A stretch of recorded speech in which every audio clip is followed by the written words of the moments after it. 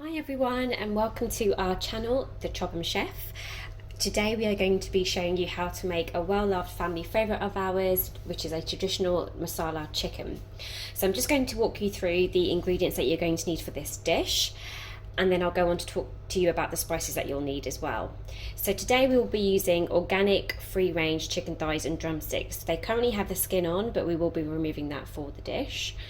Some garlic cloves, some bird's eye chilies and a large red chili, about 2 to 3 inches of ginger, 2 medium white onions and some Greek yogurt. Right, and so for the spices you are going to need some red chili powder, some turmeric, some ground cumin and coriander powder, some garam masala and some salt. We will be using pink Himalayan salt. Right, so now we have peeled our onions, we've taken these stems off of the chili, we've chopped the larger chili and we've peeled the ginger and the garlic. So you will need a food chopper, a mini food chopper will do, such as this, to do the next stage of the recipe.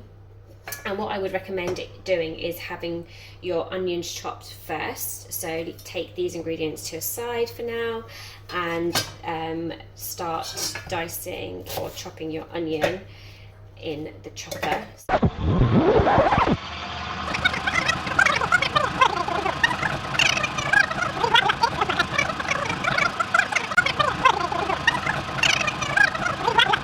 Hold down for 2 pushes and they should be done.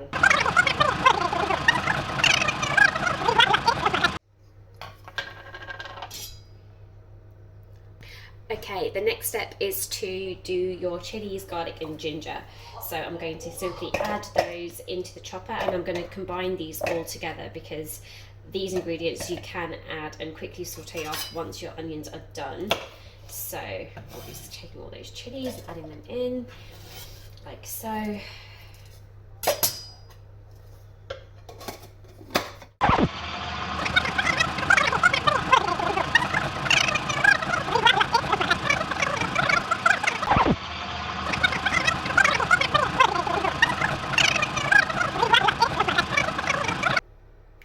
Okay, so the next step is to de-skin the chicken, and there is a simple way to do this.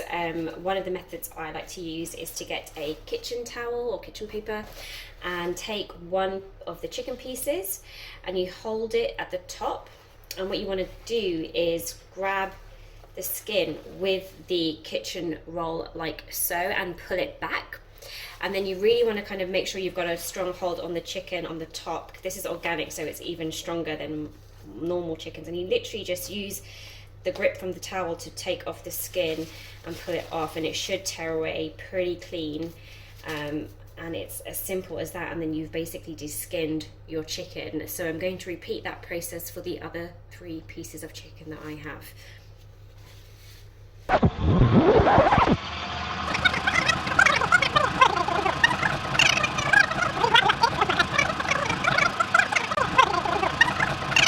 Okay, so now you can see all of our chicken is de-skinned, and the next step is pretty crucial. What I'm going to do is take a knife and basically score the chicken with some slits.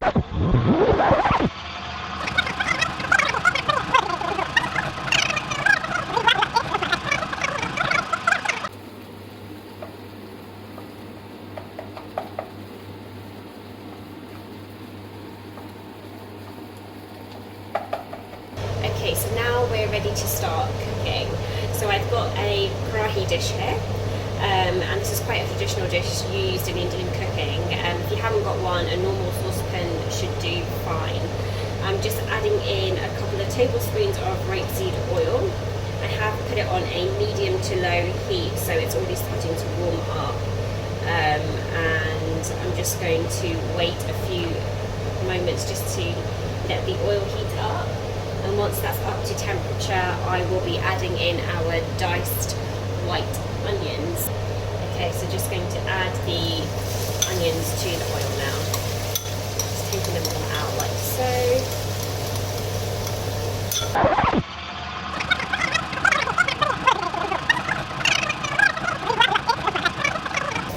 our onions have been on the go now for a good 15 minutes, and this is what the consistency and the colour is looking like. As you can see, they are now starting to come together and brown off a little bit, but they still need a little bit longer, and this step is really important. I know it takes time, but the onions are really the base of the dish, and you really want to get them to the right consistency and colour before adding in the ginger, garlic and chilli, which will be the next step. So we're almost there, another few more minutes, and we'll show you what that looks like just before we add in the garlic and ginger and chilli, but this is currently where we are 15 minutes in to having added the onions into the dish.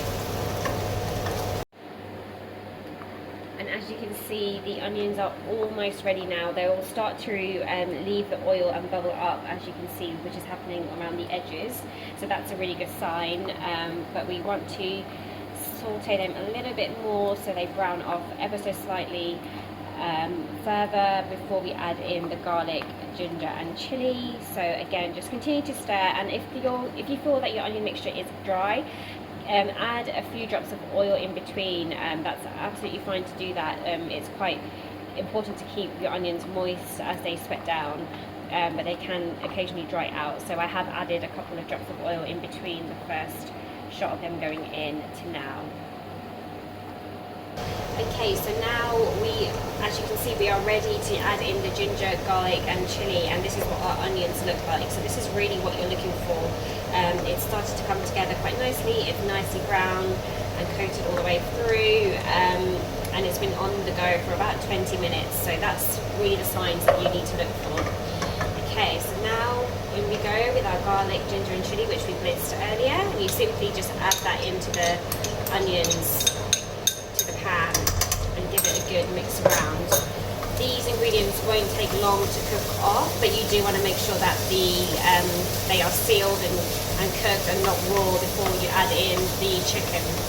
So again, you want to move those around and keep them moving, get them fully mixed up with the onions, and the flavour and the smells right now, I can tell, are just going to be amazing.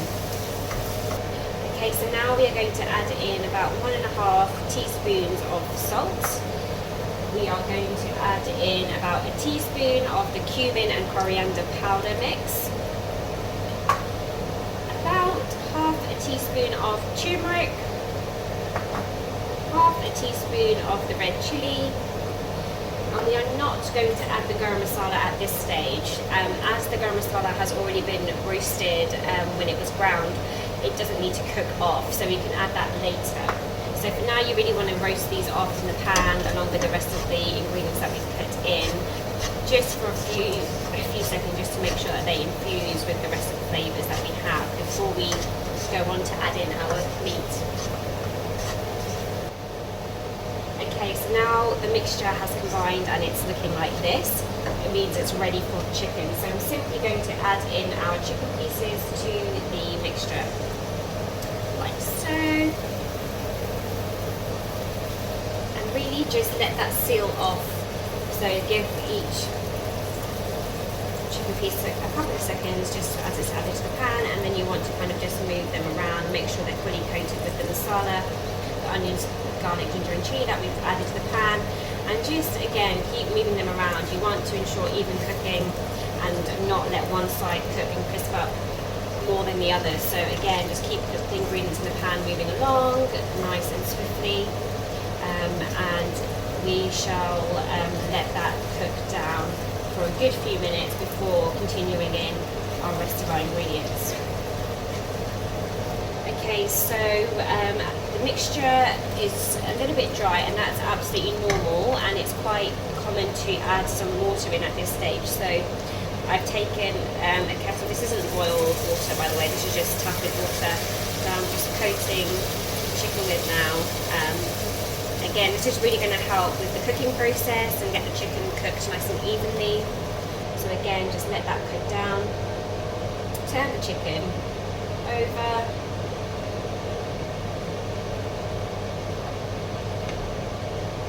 Now we just let those flavours really sink into the chicken and for the whole dish to kind of come together.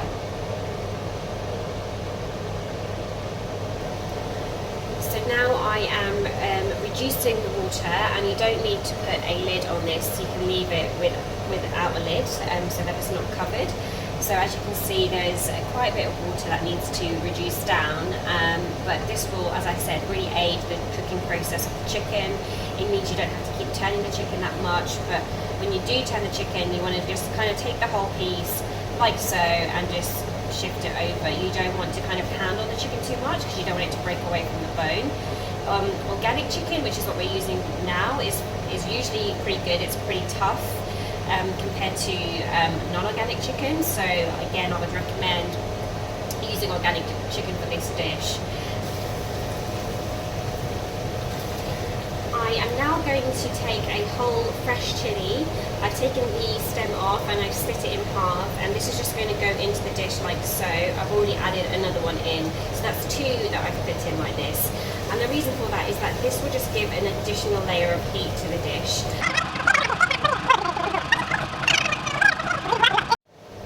I'm now going to add in a tablespoon of the Greek yogurt. I'm going to add in 1 tablespoon to start with, so we're just going to add that in.